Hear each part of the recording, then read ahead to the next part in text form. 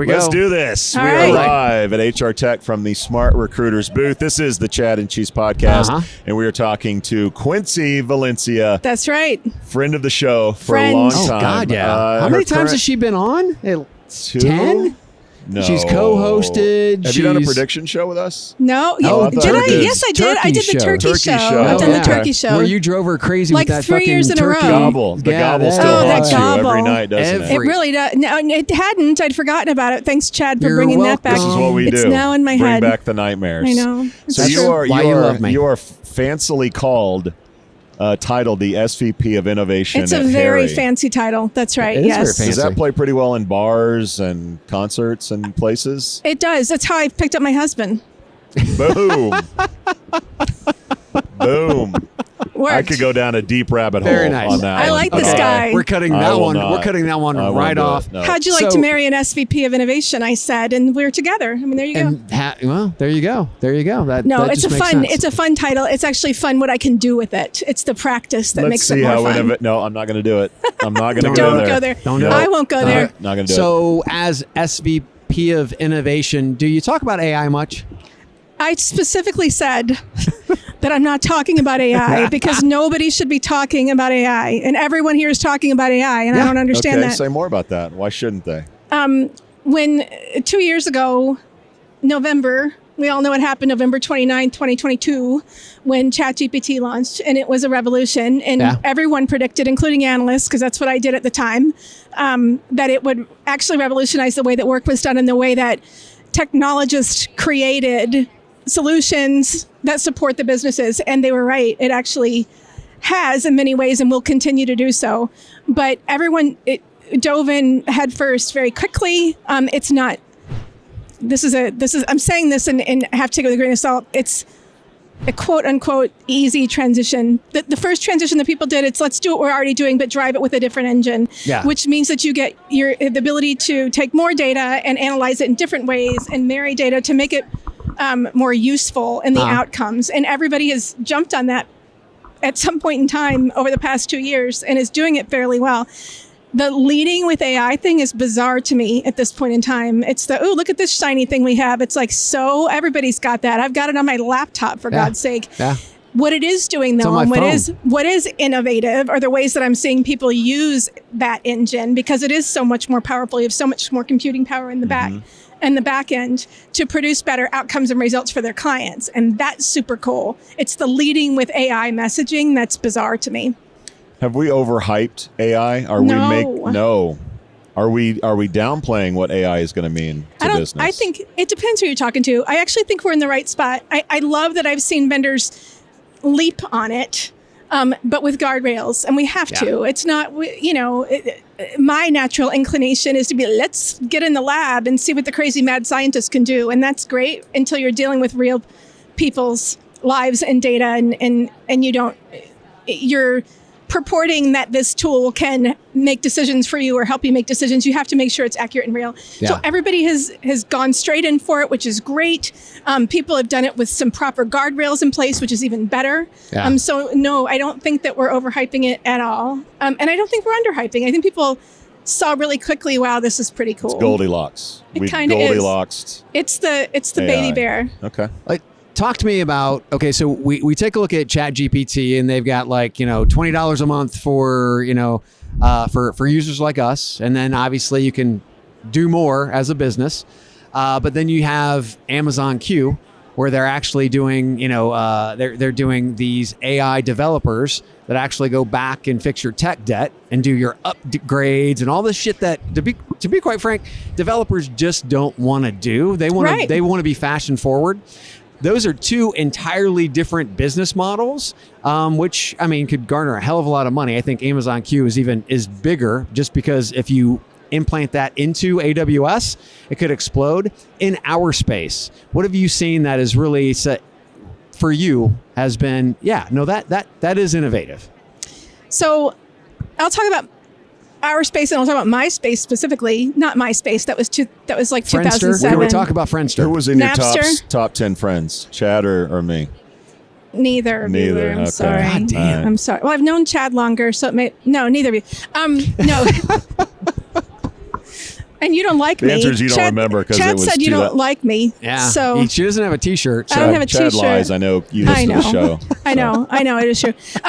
What was the question? Oh, what have people done? Yes. Innovative. So what I've seen such cool stuff. So we talked about this before. So the initial entree into this space were some things that vendors were already doing, Yeah. but now they're doing it in a different way. And we saw this even a year ago at this very event, where it's, the assisted authoring and how can I help you write your performance review and how can I make you as a frontline manager more effective in your conversations that you have with your employees. Yeah. And that is so impactful. And it was a great way to enter. But now we're seeing even more data come in. And how are you bringing that in? And we're marrying that with operational data. So if you can take, for example, in the people space, I'll talk about hospitality because that's what Harry does. Yeah. Nowhere is your labor data having that real time more important than it is in the hospitality space because if your sales projections are off by $1,000 in the course of a day, then your labor is eating up more of your profit than it should, and you need to know. And so having that at a weekly report is not helpful or useful. Now you can get that in real time. You're pulling from different databases, you're crunching it there, and you can push those notifications to a McDonald's operator that says you're operating at a much higher percentage of what your labor projection was. You may want to cut someone, or your sales are trending higher. We expect it'll do that for the remainder of the week. You may want to adjust your labor schedule, and then it's actually being done for you in an automated way, but you're informing not HR necessarily. I mean, they still need to know. The business. You're informing the business. You're informing the people that need the information at a level that they need it. So businesses are operating here. They're not operating from here, and they're much more nimble, and they can be much more responsive, and we're already seeing extremely positive impacts on top and bottom lines in businesses. And that's smart. the power of AI. That's so smart because that is business impact. That's right. And that ties the business impact to talent. And we don't do that enough. That's right. And we've been talking about this for ever. Of how is it that we can actually make an impact if all the years that HR wanted that seat at the table that we all talked about, and then HR got the seat at the table and didn't know what to do with it. In general, some people did, but it wasn't necessarily their fault. It's very difficult to see the business impact when your people data is siloed from your operational data. And now there's absolute systems in place that can do that without extreme complexity and making sure that it's done so that those operators can actually make an impact on their business. Quincy, you say a lot of things that scare me, and I'm sure I'm not alone in that. A lot of our listeners, she viewers, does that intentionally, by the way. A lot of our listeners, viewers are new to this AI thing. It's a little scary, a little much. What advice would you give a company just dipping their toe into AI? They've been afraid of it, intimidated. What advice would you give them to jump in? Well, my advice would be don't ask about it. It's not, you're talking about buyers, right? Yes. It's not the relevant conversation. The conversation is not, do you have any of that AI stuff that I've been hearing all about? It's irrelevant. The conversation is when they're evaluating vendors is what outcomes are being produced from whatever it is your tech stack is. Now, if your vendor starts talking about, yes, we're using Gen AI to do this and this and this, then there are some questions when you're going through the process about the guardrails and about security and how are you guarding against hallucinations and all of those things there and auditing. But the question is, it should never be, what do I do about this AI thing? My answer, and this is going to sound strange, but is don't worry about how they're doing it. It's up to them. Let the technologists do the tech thing. You need to know if they're going to be able to provide you with the outcomes that you want for your business. Yeah. And those are the questions that you ask. If you go down the path, then you have those security conversations and other things there. And where are they going with it? What are they doing that's different than the other vendors are doing? Is also actually a really important thing too. And by different, it's not different just to be different. Again, it's that how is this going to impact my business, not just my people model. Mm-hmm. And that's where I think all the focus needs to be, not the AI. So on the Harry side of the house, we were talking to Rebecca Carr earlier, and she was talking about how really most of the older platforms, they're more of the Titanic and they can't handle high volume. And that's kind of like their weak spot, where a lot of the newer platforms, that's where they were built to start with high volume. And that's where you guys really, that's where you guys. That's what we do. We focus on it's hospitality. We're a hospitality space. If you take a look forward and you have a lot of these platforms, these older platforms are really having problems adapting. Do you just see a lot of M&A, or do you see just a lot of loss in the market for some of those bigger platforms? I think it's going to be a combination of Well, there's three. I think it's there. Some will not adapt quickly enough, and if they haven't already gotten on that train, they're late. I fear.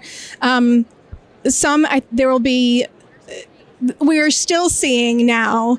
Last year at this very event and in the analyst room, we were talking about seeing that the swing back away from point solutions and toward that full platform solution. So the importance of integrations is really, really important. So whether your platform provider is really truly a full platform or whether they're integrating seamlessly with some of those others, it doesn't really matter. It's still a single source of truth.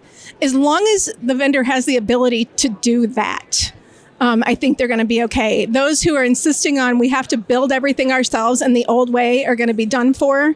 And those who aren't migrating, to the cloud or even multi-cloud solution, they're going to have difficulty because it's hard to pull that data from the different places, as we know, and they simply can't compute it quickly enough to compete with everybody else in the market who is. So there will continue to be, I predict that M&A is going to pick up again.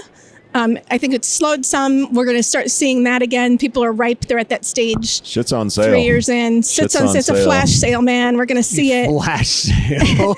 And then some have done really, really well. Some of your big platform providers have done quite well with coming very quickly at that. But those who haven't are going to have a problem.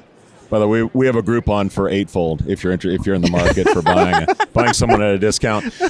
One of the more popular stories recently is that's my favorite line, by the way, of this entire show. So if I can leave now, we have a Groupon for Eightfold. I could drop the mic. That's good. Done. Okay. Thank you very much, everybody. He's been waiting all day to use that one. Perfect. No, she Very set nice. me up perfectly. Very nice. One of the more popular stories in the news now is Klarna talking about being able to dump Salesforce, Workday. Some people are obviously skeptical of that. But from your perspective, you've been around a while. Thanks a lot. As you walk Is that a way of saying I'm old? You're experienced. You're a woman of a certain age. And as you walk through the Chad's halls older. here, or you look at startups coming up and companies that are established, who do you say, oh, they're fucked because of the innovation that's happening? I can't say that. Give me some categories, if not companies.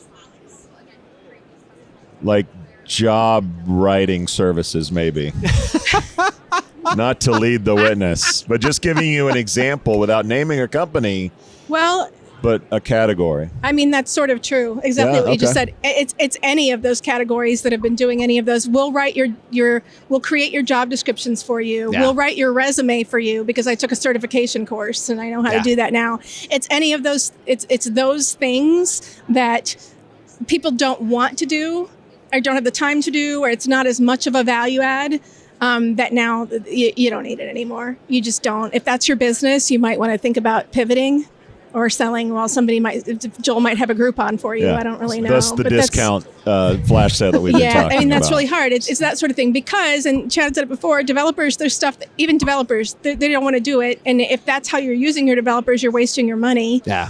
Put them where they can add the most value, and that's for delivering results for your clients. And really, Chat GPT on your laptop can write your job description for you. It's just, yeah.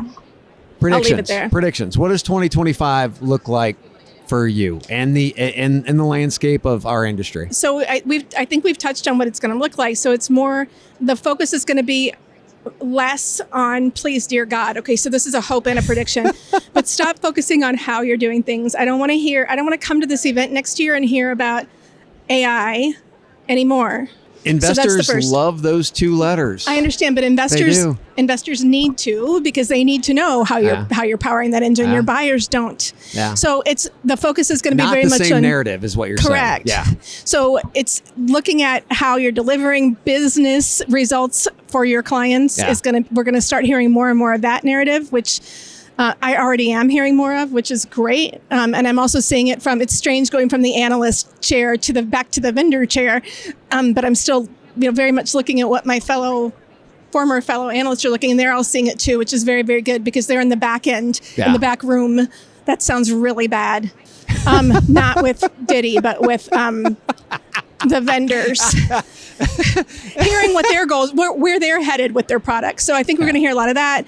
I think we're going to continue to see an expansion of the skills-based workforce narrative, which we've been hearing, which I'm also sick of hearing about, but we're actually seeing results from it now. So it's not just talk, and that's going to expand. So in the arena that we work in hospitality, the traditional narrative has been well, you just need people who can breathe, and no longer is that. They're becoming more sophisticated, and they see that but the skills are different, and you can't use those same models and for a frontline deskless workforce that you use somewhere else. So continuing to find those gaps in that white space, because that's not going away either. And particularly as, oh God, I'm going to talk about AI, but as AI is rendering some jobs obsolete. Yeah. So people need to reskill. Spoiler alert, I'm going to call you old again. I hope you're okay with that. You've been to a few of these HR tech conferences. One or two. What stands out to you at this one? What are you sort of excited to explore and learn more about? And maybe just what is your take on the industry as a whole as we head into 2025? I can't say what's standing out for me yet. So because I just got here this morning, so I haven't come around yet. So I can't tell you I'll what I'm seeing rephrase yet. it. Who are you looking to check out, or what sort of new technologies or businesses are you on the hunt for while you're here? That's a good question. So I'm checking out everyone because I want to see what how the market is addressing those same issues that we as an organization are addressing. We're building a lot of software, but we also are looking at strategic partnerships. So if there are things that we can deliver that we can get to market and realize revenue from more quickly, maybe we should. So that's what I was talking about. We are a platform provider, no question, and we build things very, very well. But there are so many things that we want to take to market. Yeah. There are some things that maybe we shouldn't build. Maybe we should partner with someone to do that. So specifically, I'm looking at, well, I can't say that out loud because I can't tell you what I'm looking at. But She also really wants to say acquisition, but she won't. I didn't say that. I said you want to say it, but you're not saying I didn't say that it. I wanted to say it. I'm saying that it's very smart. The market is moving very quickly. And I'm saying that sometimes it's really important to build things yourself, Build and or sometimes it's buy, important to right? partner with people who already have that. And, so just really looking to see and how others are. So as I'm walking around, I'm looking at, even at our booth, we haven't, we're hairy, but we have an ADP flag in our booth because that's really important. And I'm seeing a whole lot of that around here too. You're looking at a whole lot of marrying of technologies. That's the ecosystem, which is really, really smart. And everybody's talked about ecosystem. It's like, oh, we're in the Workday ecosystem. Yeah. So Workday doesn't even know who you are. It doesn't mean a thing if you're not actually working together to make sure that your products are marrying with yours, then you're not helping each other in either way. Sitting in someone's ecosystem is irrelevant to me. Yeah, Billy Idol has a better connection with Right. Workday than you do. Exactly. That's Quincy Valencia, SVP of Innovation over at Harry. Quincy, if somebody wants to connect with you, where would you send them? Well, certainly you can go to harry.com and look what we have to offer. My personal email is quincy.valencia@harry.com. And certainly you can find me on LinkedIn as well. And MySpace. I think I still have a profile. She deleted the Friendster account a week ago. Chad, that is another one in the can, live from the Smart Recruiters booth at HR Tech. We out.